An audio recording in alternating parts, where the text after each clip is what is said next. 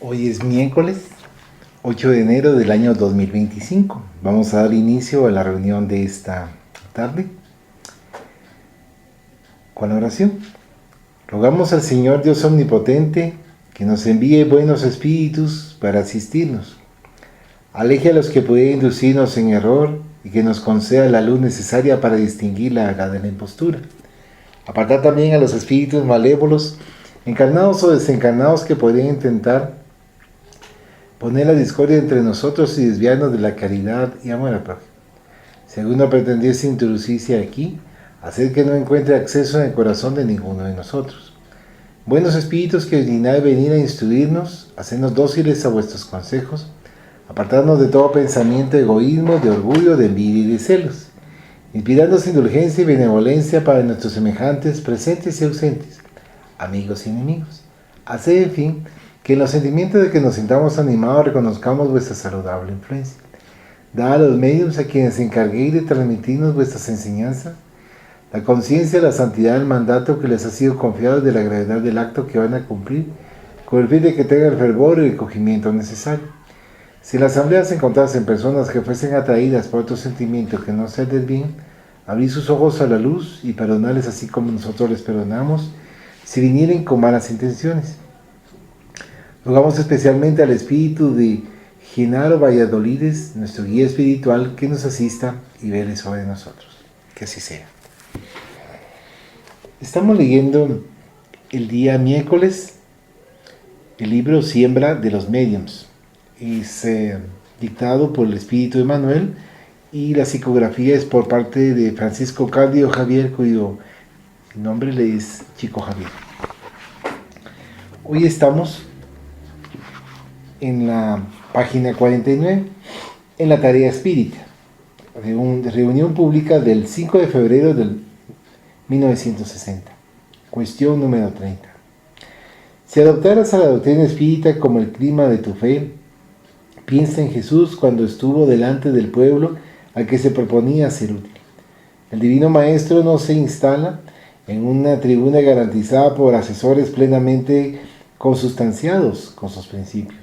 Él va delante de la multitud, llama castigada por el viento de las circunstancias adversas.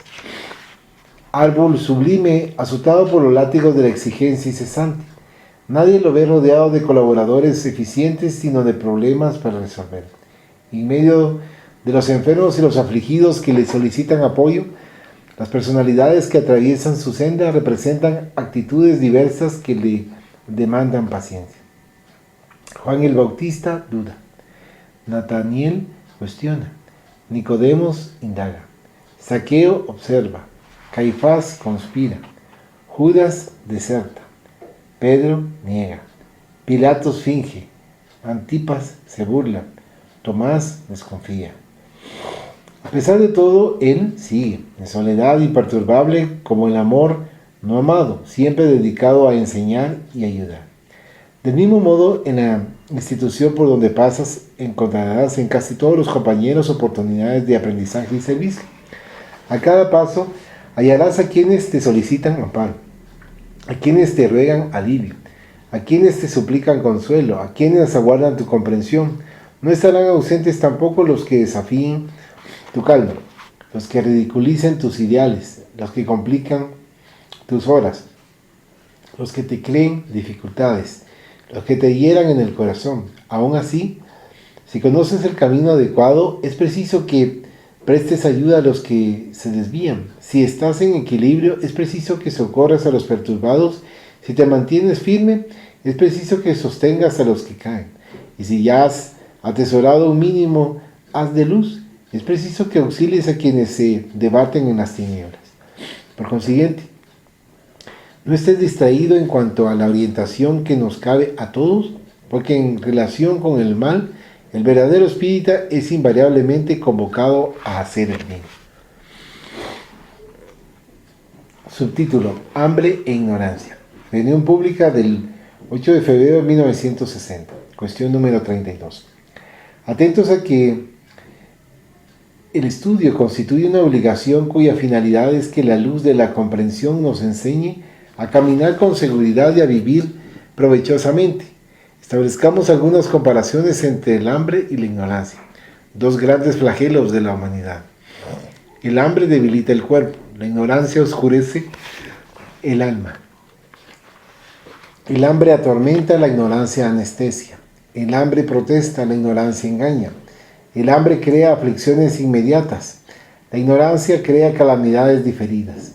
El hambre es una crisis aguda. La ignorancia es un problema enquistado. Por todas partes vemos tanto el hambriento como el ignorante en actitudes diferentes.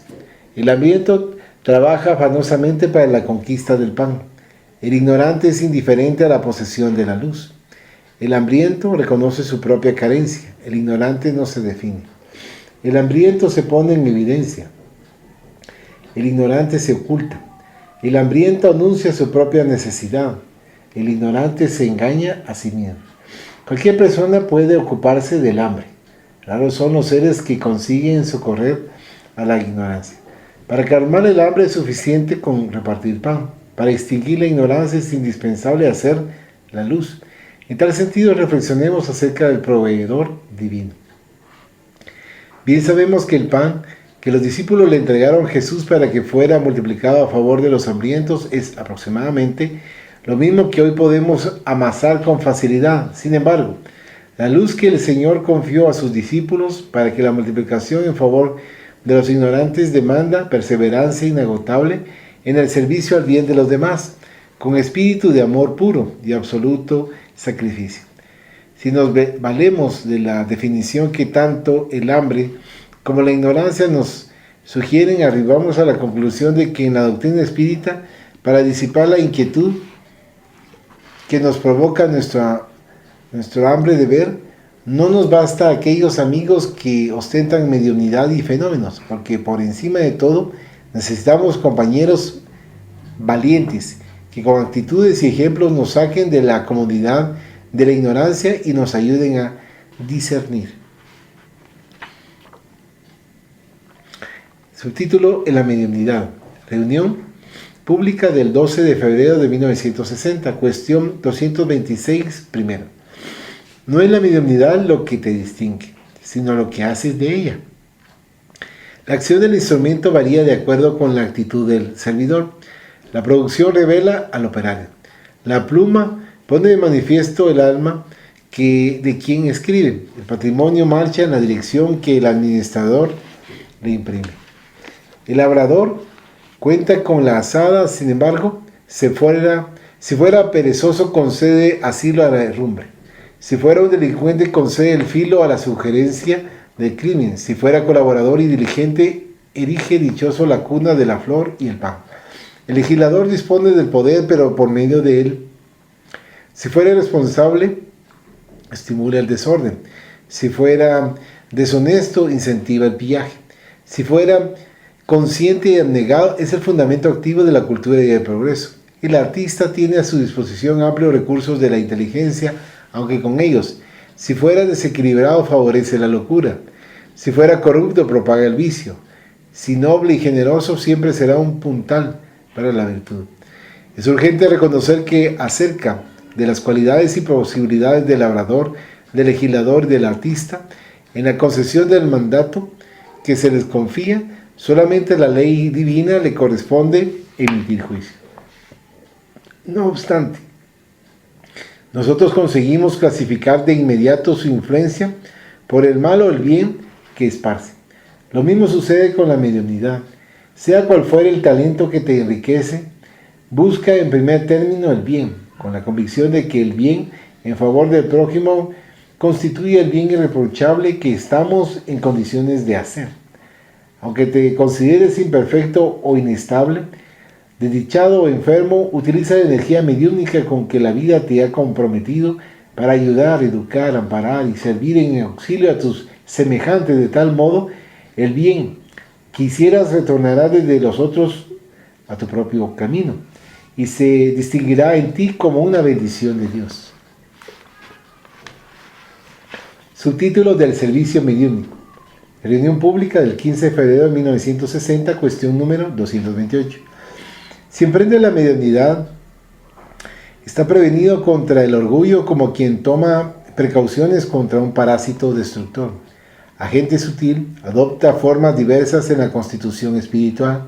Al principio tiene las características avasallantes de una infección tal como la sarna, en la exigencia prodigiosa del personalismo insensato. Las víctimas solo se identifican a sí mismas. No ven el mérito de los otros, no reconocen el derecho de los otros, no tienen en cuenta las aspiraciones de los otros, no admiten las necesidades de los otros. Fascinados por los objetivos pomposos, avanzan con la razón obnubilada como alienados mentales.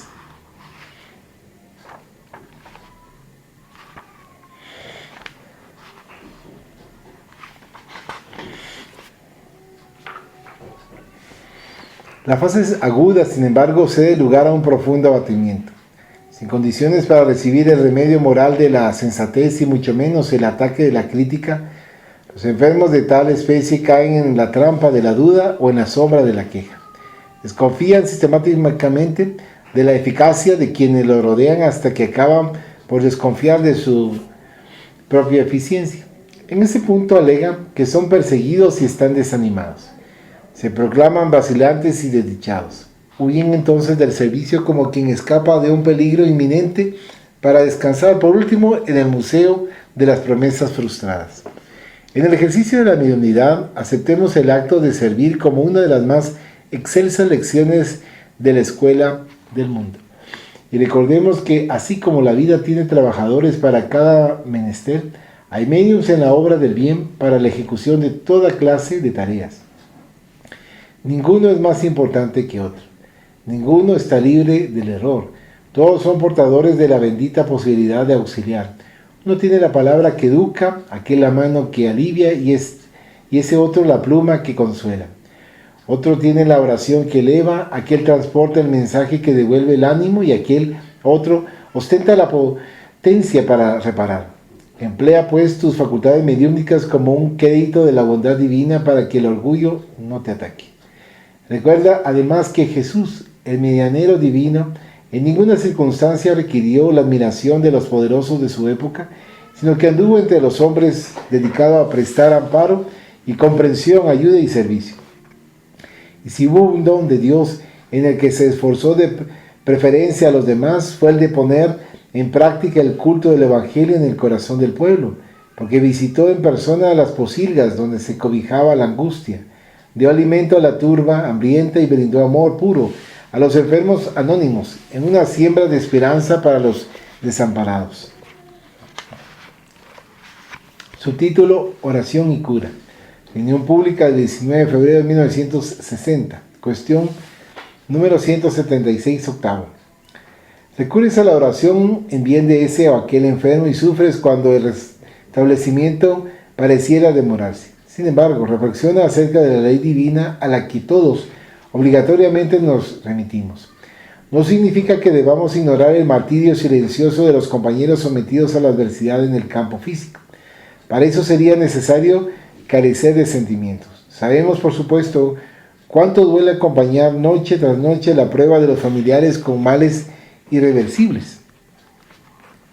Conocemos de cerca la angustia de los padres que albergan en su corazón el suplicio de sus pequeños hijos torturados en la cuna.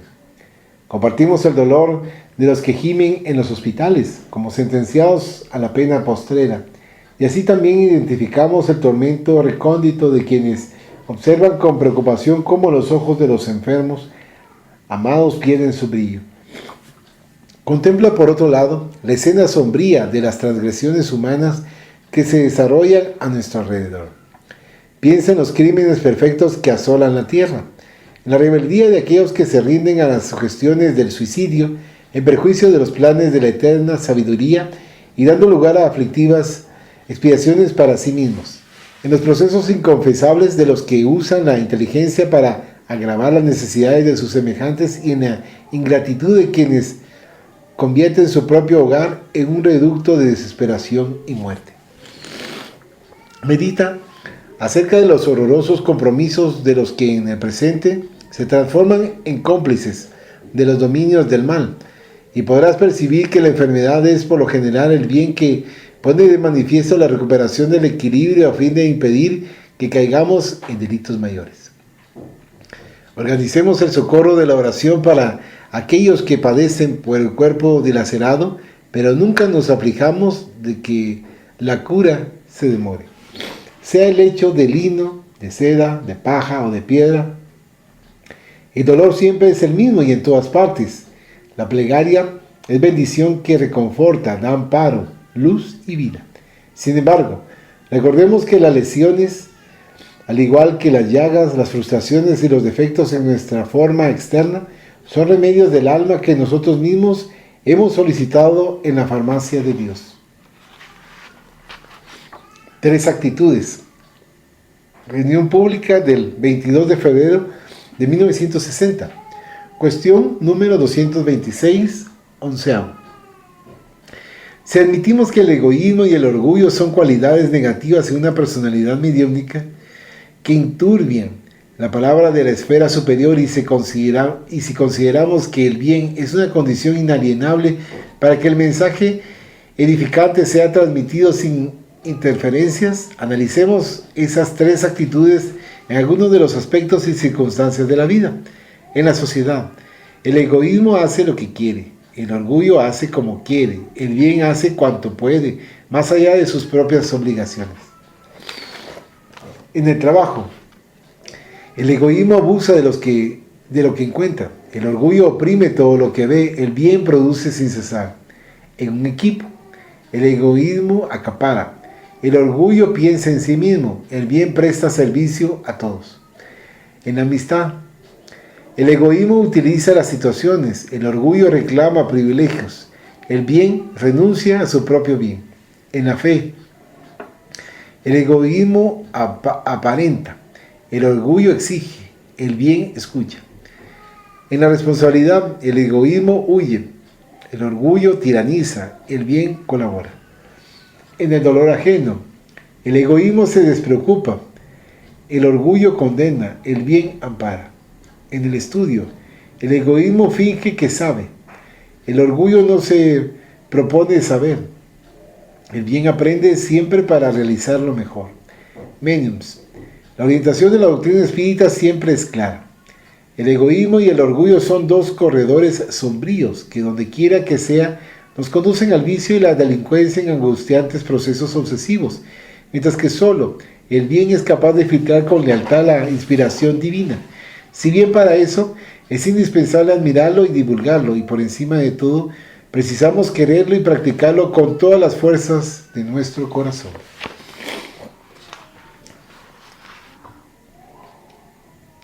Subtítulo: Potencia mediúnica. Reunión pública del 26 de febrero de 1960. Cuestión número 226, segundo. En la suposición de que la potencia mediúnica es un recurso inherente a la personalidad humana, puesto que en mayor o menor grado se pone en evidencia en todos los seres humanos, comparémosla con la visión común. Efectuada la confrontación, reconoceremos que, en esencia, los ojos de un analfabeto, de un perezoso, de un malhechor o de un misionero del bien no presentan diferencias en lo relativo a la histología de la retina. En todos ellos la misma estructura y la misma función. Imaginemos que se entregará a los 4 con el propósito de que produzcan ciertos beneficios una determinada máquina acompañada por el respectivo manual de instrucciones para el conveniente rendimiento. El analfabeto tendrá en vano el aparato, puesto que ignora cómo deletrear el proceso de uso. El perezoso conocería el mecanismo, pero lo dejaría librado al polvo de la inutilidad. El malhechor lo aprovecharía para explotar a sus semejantes o perpetrar algún crimen. El misionero del bien, sin embargo, habría de conservarlo bajo su responsabilidad y orientaría su funcionamiento en el sentido del beneficio general. Potencia mediúnica es, por lo tanto, al igual que ocurre con la capacidad visual, un don que la vida concede a todos. Lo que difiere en cada persona es el problema del rumbo.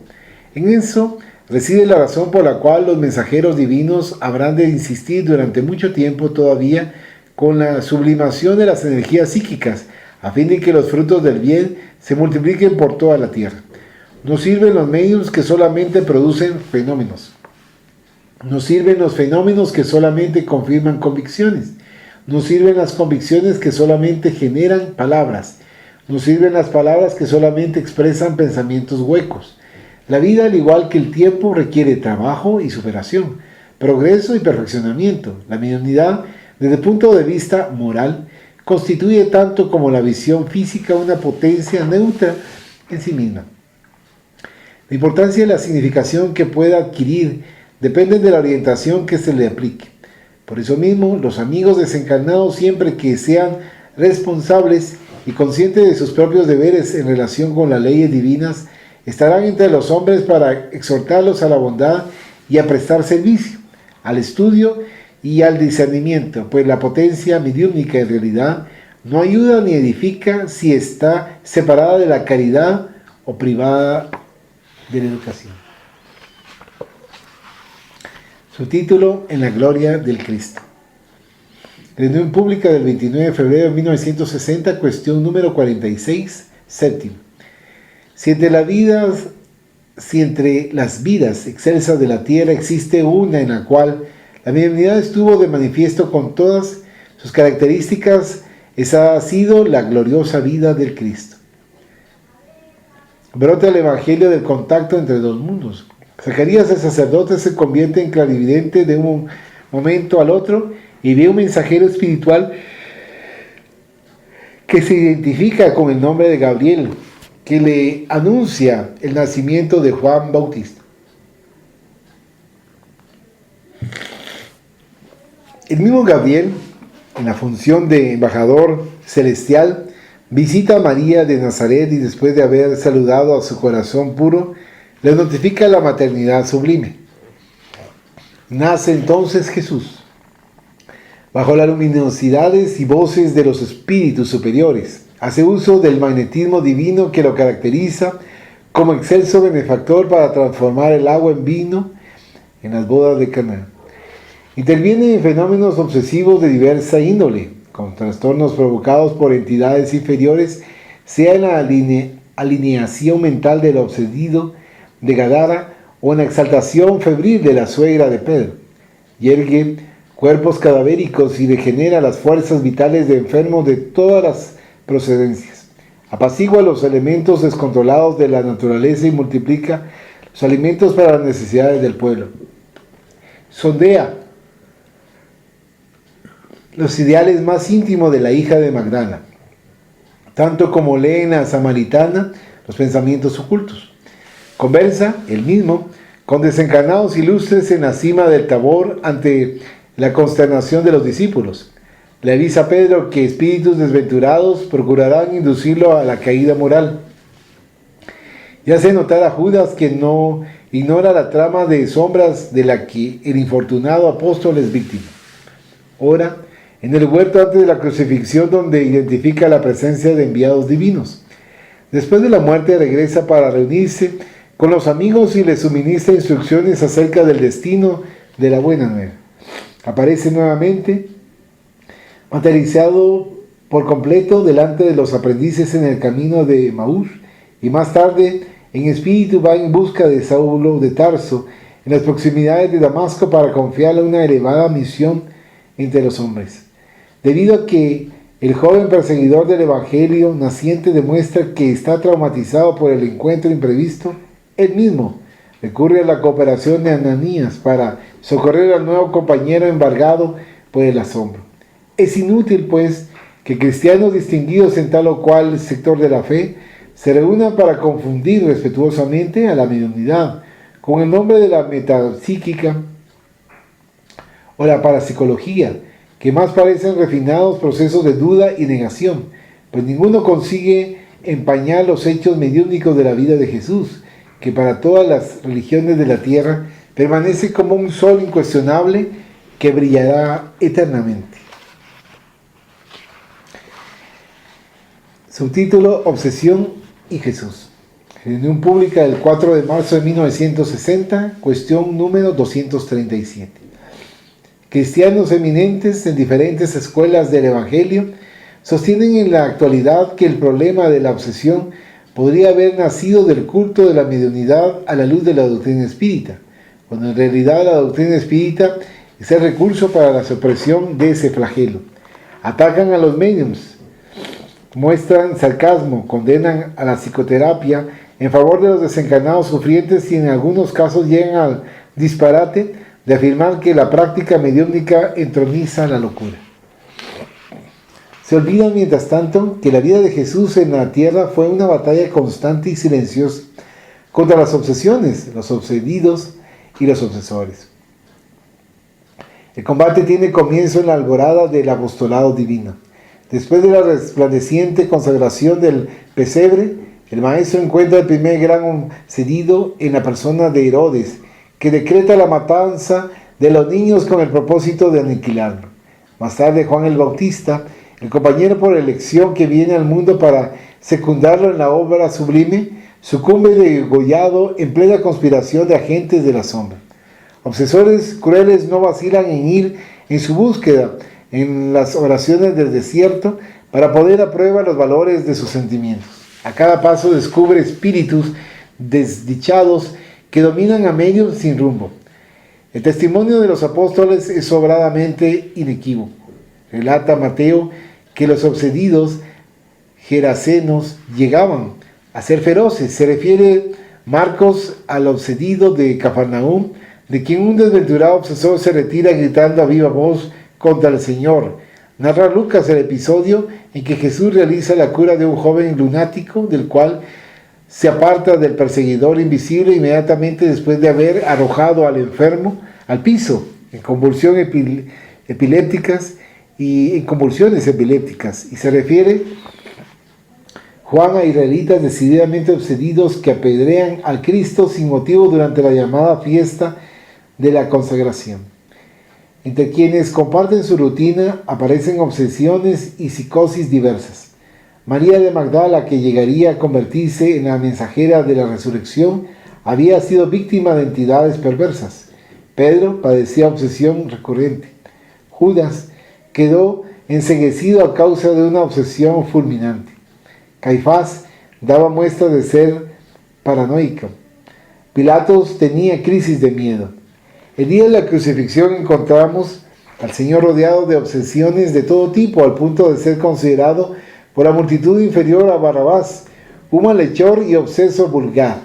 Por último, como si deliberadamente quisiese legarnos una valiosa lección de caridad para con los alienados, mentales declarados o no que pululan en el mundo, el divino amigo prefiere partir de la tierra en estrecha relación con dos ladrones a los que la ciencia clasificaría en la actualidad de cleptómanos pertinaces. Atento a esto, en presencia de los ofensores de todos los tiempos, eduquemos la mediunidad según la doctrina espírita, porque la doctrina espírita es la única luz con la necesaria potencia para iluminar a la razón en el nombre del Señor cuando la mente se desvía sin control bajo la fascinación de las tinieblas.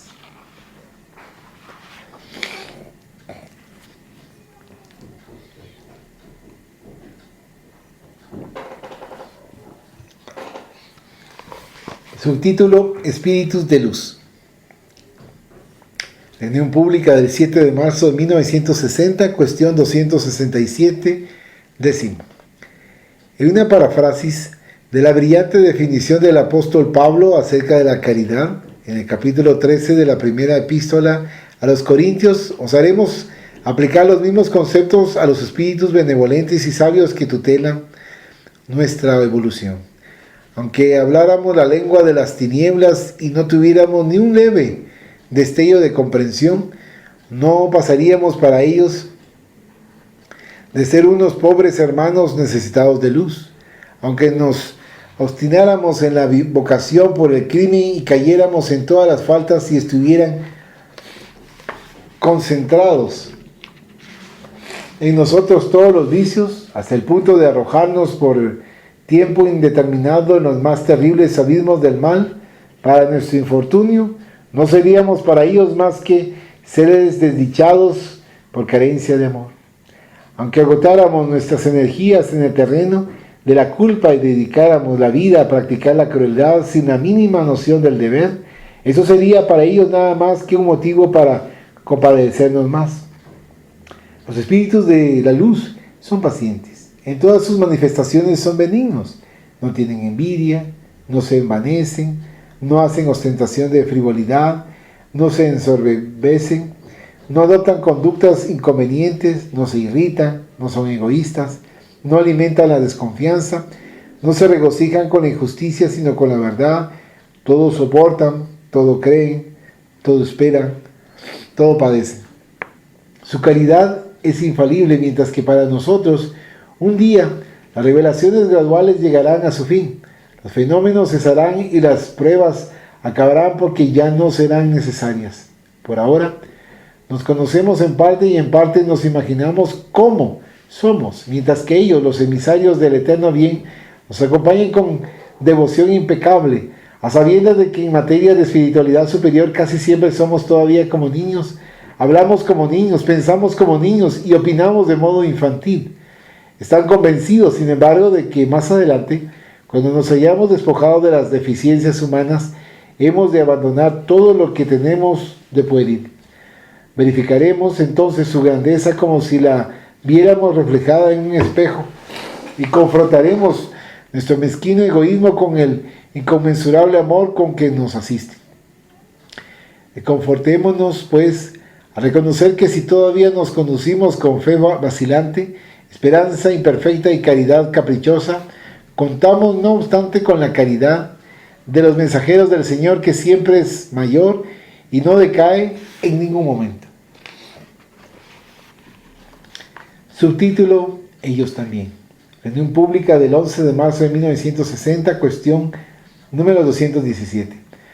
Compadécete de los medios de todas las procedencias, pero en especial de aquellos que adoptan en el servicio la vía de la superación redentora. Sabes que la existencia te demanda el eficaz desempeño de tus obligaciones. Ellos también. Comprendes que es preciso administrar el tiempo a fin de que no caigas en el descrédito de ti mismo. Ellos también. No apreciarías abusar del bolsillo ajeno cuando puedes y debes vivir a costa de tu propio esfuerzo. Ellos también. No ignoras que en vano intentarías enseñar a otro el acceso a la virtud sin la base del buen ejemplo, comenzando por tu propia casa. Ellos también. Sufrirás, por cierto, si alguien te apartara del trabajo digno para arrojarte a la burla y el desprecio. Ellos también. No puedes conceder la totalidad del tiempo al ideal porque no te hallas libre de compromisos en relación con los caminos humanos. Ellos también. Vives en un cuerpo con probabilidades de caer en la enfermedad, muchas veces carente de remedio o asistencia, siempre necesitado de higiene y alimentación. Ellos también. Si percibes que no puedes agradar sin restricciones y reconoces que la edificación del bien constituye siembra y cultivo que atañe a todos, agradeces con alegría la disculpa espontánea del prójimo por tus faltas involuntarias. Ellos también. Ayudemos a los compañeros de la mediunidad en nuestros templos de confraternización y amor. Tal como nos sucede, también ellos son portadores de raíces profundas del pretérito sombrío, perturbados por enigmas de los sentimientos que desafían su fe. Ellos también son seres humanos en conflicto consigo mismos. También luchan, también lloran, también se equivocan, también sufren. Tanto como nosotros mismos no precisan elogios ni homenajes, sino apoyo y comprensión para que puedan avanzar entre sombras menos densas, puesto que nosotros, los encarnados y los desencarnados en actividad en la tierra, aspiramos todavía a mucha distancia de la gran luz. Auxiliémoslos, pues, en la ejecución de sus propios deberes, dentro de los moldes de la disciplina y el orden del trabajo correcto y del respeto a la conciencia tranquila que deseamos para nosotros mismos, porque el fruto perfecto no es solo obra sublime de la vigilancia y la obediencia del árbol, sino también del cariño y la paciencia que resplandecen en las manos del agricultor. Insignificantes pero útiles, ese es otro subtítulo. Reunión pública del 14 de marzo de 1960, cuestión número 227. Edúcate y de ese modo asimilar las influencias de las potencias espirituales que iluminan. Presta servicio y así atraerá a las potencias espirituales que bendicen. Ante la magnitud del universo en lo relativo a la extensión de nuestros propios errores del pasado culposo, todos somos insignificantes, aunque podemos ser útiles. Con vistas pues al trabajo del bien, recurramos a imágenes simples de la vida para convencernos sin duda alguna de la obligación de servir. El establecimiento del enfermo depende de un estudio decisivo. El diagnóstico está hecho, los síntomas son evidentes, pero es necesario que algunos de los instrumentos de análisis, muchas veces de aparente poca importancia, realice la prueba concluyente para la asistencia segura. Sin embargo, para eso es indispensable que el instrumental esté en perfectas condiciones. El salón a la noche está colmado por una numerosa asamblea reunida con el objetivo de estudiar importantes problemas de una gran comunidad. El temario está listo, los planes son precisos, pero antes fue necesario que alguien recurriera a la humilde llave eléctrica a fin de que se encendiera la luz. Sin embargo, para eso fue indispensable que la instalación satisfaciera las exigencias de la sintonía. El tren está repleto de personalidades respetables para un viaje de importancia. El programa es adecuado, el horario está previsto. Aunque es necesario que la pequeña palanca de control sea accionada para que la locomotora se ponga en movimiento. Sin embargo, para eso es indispensable que el engranaje conserve el equilibrio ideal. Nadie perderá tiempo en averiguaciones acerca de si la pipeta de laboratorio perteneció a un malhechor, si los cables de la electricidad pasaron alguna vez inadvertidamente por el conducto del zagote, o si el hierro de la máquina pudo haber sido utilizado en algún momento en conflictos de sangre y odio. Importa saber que, debidamente transformados, reúnen la disciplina necesaria para ayudar. De modo que si sabemos que todos somos instrumentos convocados a la concreción de lo mejor y estamos conscientes de que la mediunidad en cualquier grado es un patrimonio común a todos, dispongámonos a cooperar en la obra del Cristo, nuestro divino Maestro y Señor.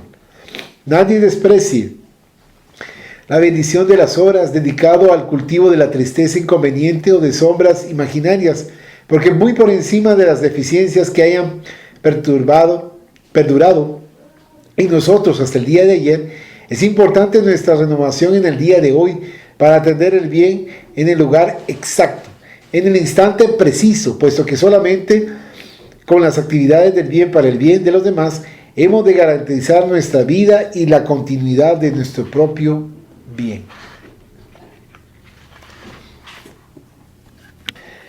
Subtítulo: Mucho deseo. Reunión pública del 18 de marzo de 1960, cuestión número 220, 15. Medium quiere decir intermediario. Intermediario define la posición de aquel que se pone entre medio.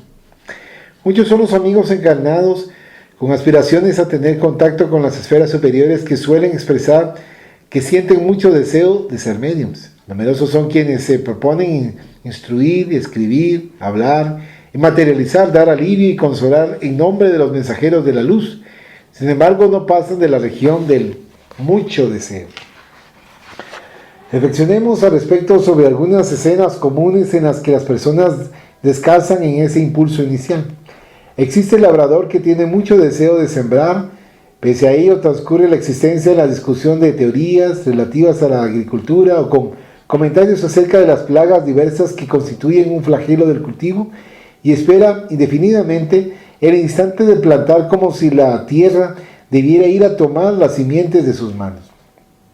Encontramos al ceramista que muestra mucho deseo de fabricar un recipiente selecto, pero consume el tiempo haciendo mención a las dificultades del material o al peligro del horno caliente, y aguarda en constante expectativa la hora de modelar, como si la arcilla estuviera obligada a ir en busca de sus dedos.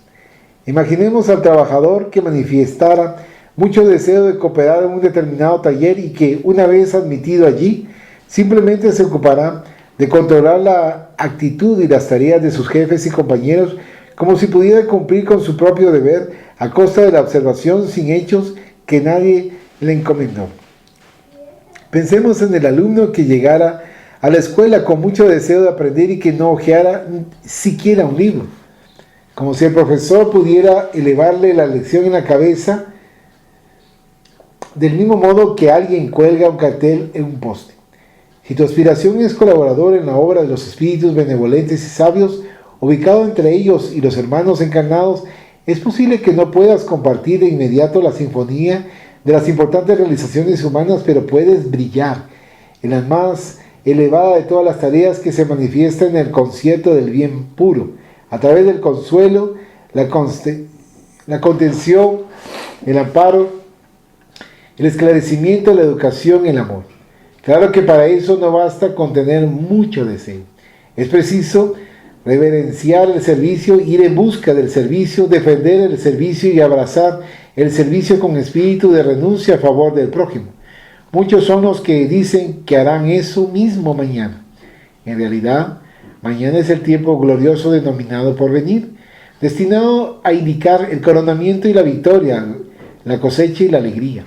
Mientras tanto, según un viejo refrán, en muchos casos mañana es el camino que conduce a un desierto llamado nunca. Subtítulo: Obsesores. Reunión pública del 21 de marzo de 1960. Cuestión número 249. Obsesor. Según el significado exacto, quiere decir aquel que importuna. Aquel que importuna es casi siempre alguien con quien hemos participado de una convivencia estrecha por el camino del error, que se vuelve en contra de nosotros cuando nos proponemos la reparación necesaria. Atentos al proceder de tal individuo, la antipatía con que nos persigue es semejante al vino del aplauso cuando se ha convertido en el vinagre de la crítica. De ahí la necesidad de paciencia inalterable para que se regeneren sus actitudes. Si consideramos de tal manera que el presente es la continuación del pasado, hallamos obsesores reencarnados con los que compartimos experiencias en la intimidad. Muchas veces están rotulados con bellos nombres. Recubiertos por una vestimenta de carne, se llaman padre o madre, esposo o esposa, hijos o compañeros familiares en el seno del hogar. En algunas ocasiones aparentan ser santos para los demás, pero para nosotros son bondadosos verdugos. Sonríen y colaboran en presencia de extraños cuando a solas con nosotros nos lastiman, nos pisotean y cooperan sin darse cuenta de nuestro mejoramiento. Con pautas similares descubrimos adversarios desencarnados que comparten nuestra onda mental, que nos inducen a la criminalidad en la que todavía ellos persisten. Nos acechan como cómplices del mal, disgustados por nuestro deseo de reparación, y repiten de mil modos diferentes las celadas de sombra en las que si cayéramos estaríamos asimilando su equivocación o su locura. Recibe pues a los hermanos de la negligencia moral de ayer con ánimo de paz y comprensión. Acusarlos sería lo mismo que agrandar sus úlceras con nuevos golpes. Acosarlos con reprimenda sería inducirlos lamentablemente a que se denigren todavía más. Devolverle la crueldad equivaldría a comprometernos en deudas mayores. Condenarlos sería lo mismo que maldecirnos a nosotros mismos, dado que acompañan nuestros pasos atraídos por nuestras imperfecciones. Recibe sus injurias y sus sarcasmos, su violencia y desprecio con serenidad. Guarda silencio y prosigue en el servicio. Ni la brasa de la censura, ni la hiel de la acusación. Obsesores visibles o invisibles son fruto de nuestras propias obras, espinos que hemos plantado con nuestras propias manos. Dirígeles buenas palabras o buenos pensamientos siempre que sea preciso, pero no les niegues paciencia y dedicación, amor y sacrificio, porque solamente la potencia del ejemplo noble eleva y rectifica en camino hacia el sol del futuro.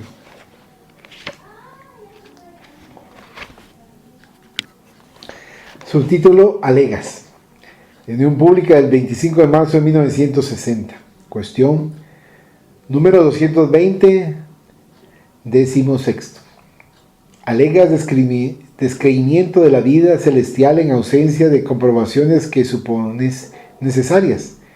mientras viajas bajo el esplendor del firmamento en un gigantesco aparato cósmico cuyo nombre es Tierra, que gira sobre sí mismo a inmensa velocidad alrededor del Sol, aunque no pienses en eso. Alegas que no comprendes cómo pueden surgir irradiaciones del espíritu y estar de pie cada día bajo la luz solar que se expande en la inmensidad del espacio a 300.000 kilómetros por segundo sin que penetres en su estructura íntima. Alegas que no escuchas la voz de las inteligencias desencarnadas, aunque vives en un reino de ondas, de las cuales las más importantes estaciones emisoras dosifican apenas una ínfima parte para transformar en sonidos estructurados lo que te parece soledad y silencio. Alegas que nadie te explica mediante qué procesos se alimentan las almas con los fluidos sutiles, cuando vives en un océano de aire y te nutres en gran proporción de los imponderables recursos de la naturaleza. Alegas que la existencia humana fuera de la materia física es inadmisible, porque se convierte en invisible. Sin embargo, ¿cuántas cosas invisibles consideras reales? Alegas la imposibilidad de la materialización transitoria de los amigos que han traspuesto las fronteras de la tumba, y a pesar de las notables investigaciones de la genética, desconoces cómo naciste entre las formas carnales, como también ignoras los procesos por medio de los cuales te desarrollas.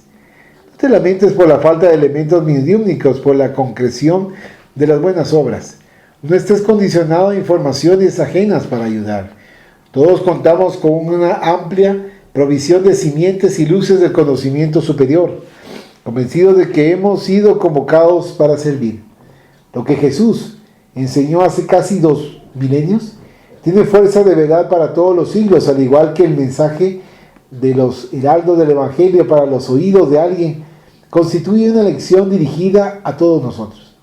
Por encima de todo, lo que importa es esparcir el bien, entendiendo que el bien verdadero sea siempre el bien que hagamos a los demás. Toma algunos granos de trigo hallados en la calle al azar. No sabes de dónde provienen. Sin embargo, si les olvidas plantarlos hoy mismo, con respeto y cariño, en breve las leyes de Dios, sin que las veas obrar, harán de ellos en el suelo para tu propio beneficio un vasto y hermoso trigal.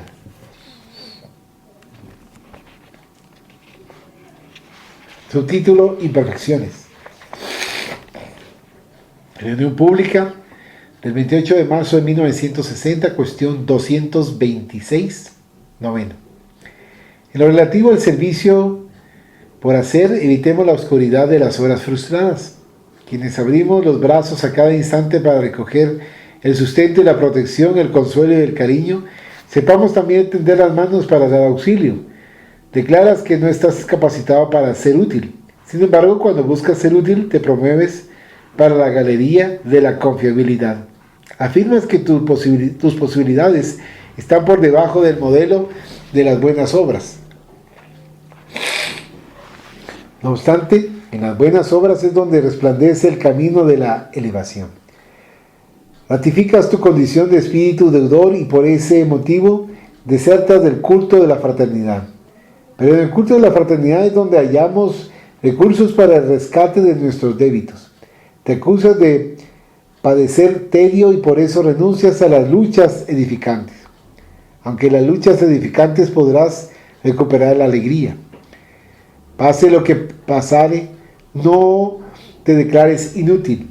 Muchos son los que se quejan de la falta de virtud para huir del aprendizaje, pero se olvidan que si ya fuéramos conciencias puras, nadie recurriría en la tierra al beneficio de la escuela. Un simple recipiente, si fuera necesario, se envía a que sea arreglado. El coche que no funciona es reparado en el taller. El mueble roto encuentra su restaurador. La ropa manchada se lava con agua pura. Por consiguiente, es inadmisible que la divina sabiduría no haya dispuesto de recursos para nuestra rehabilitación. Precisamente para que nos rehabilitemos, nos concedió la posibilidad de auxiliarnos mutuamente. Tenemos pues en el trabajo para el bien nuestro mejor remedio. Si has caído, Él se presentará como apoyo para que te levantes. Si estás amargado, te servirá de consuelo. Si te equivocaste, será la oportunidad para que te corrijas. Si eres ignorante, te bendecirá con una lección. Dios sabe que los encarnados y los desencarnados que estamos en servicio en la tierra somos todavía espíritus imperfectos. Por eso nos brinda el trabajo en el bien, al cual podemos desarrollar y sublimar a voluntad a fin de que nuestra vida se perfeccione.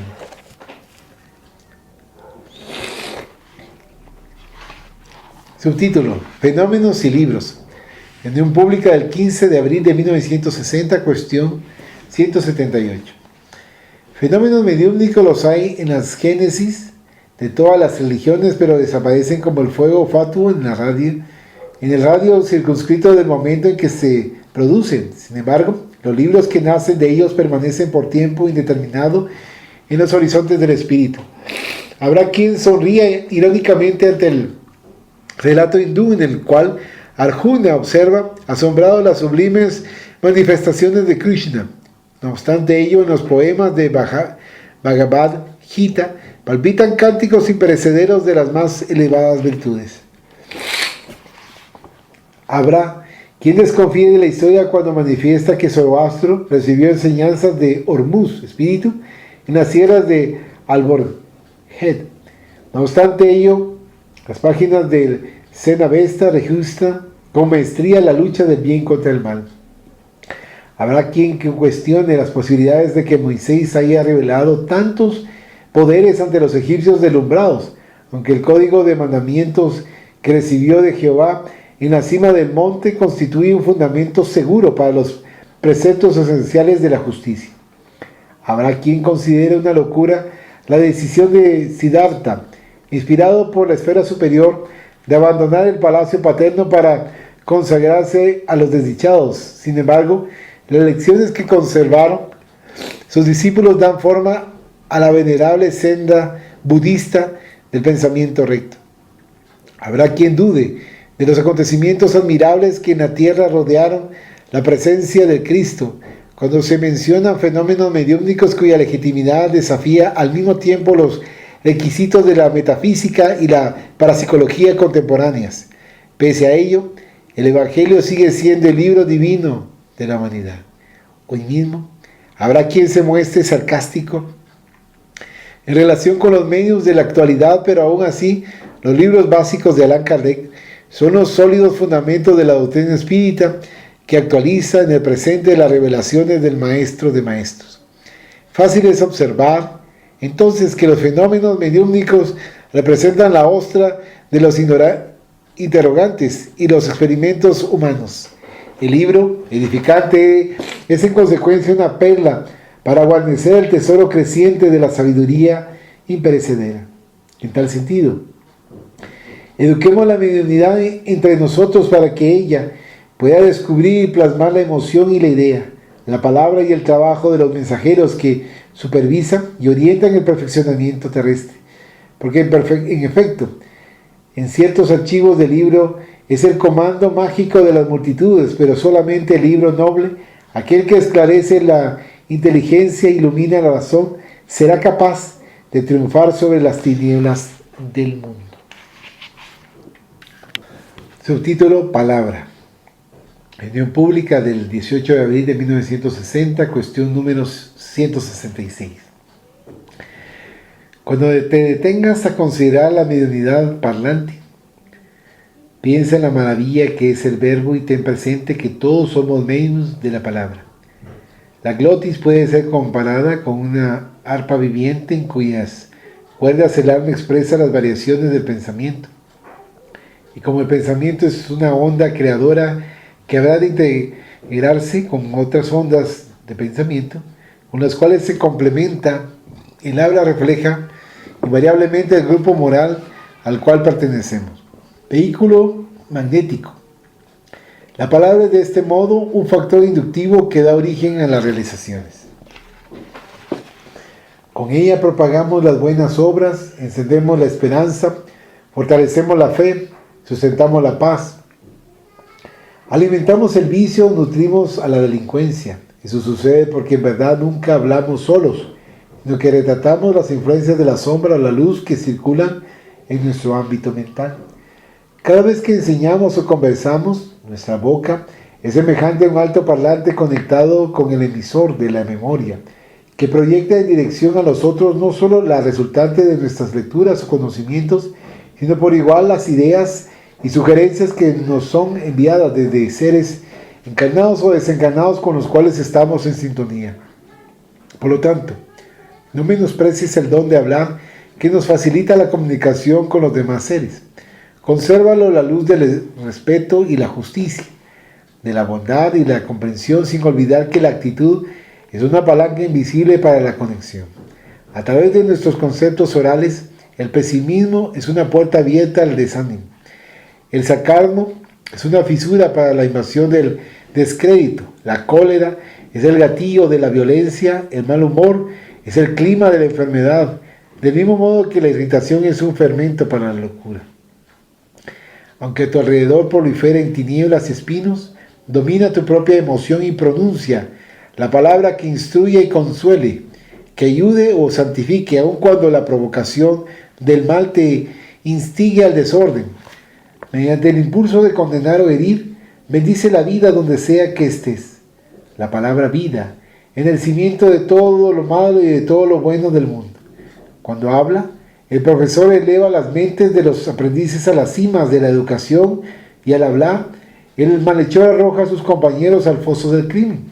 Sócrates habló y transformó la visión filosófica. Jesús habló y apareció el Evangelio. El verbo es el plasma de la inteligencia, el conductor de la inspiración, el óleo del trabajo, la base de la escritura. Somos intermediarios tanto de quienes admiramos como de quienes escuchamos. Entonces, aprendamos a callar la frase que maldiga o destruya, porque de conformidad con la ley del bien, promulgada por Dios, las palabras que ensucian o difaman son monedas falsas en el tesoro del corazón. Si finalizamos la lectura de esta noche del libro Siembra de los Medios, vamos a finalizar con la oración. Agradecemos a los buenos espíritus que han querido venir a comunicarse con nosotros y les rogamos que nos ayuden a poner en práctica las instrucciones que nos han dado y que hagan que al salir de aquí cada uno de nosotros se sienta fortificado en la práctica del bien y del amor al prójimo. Deseamos igualmente que estas instrucciones sean provechosas a los espíritus que sufren, ignorantes o viciosos que hayan asistido a esta reunión y sobre los cuales imploramos la misericordia de Dios. Que así sea.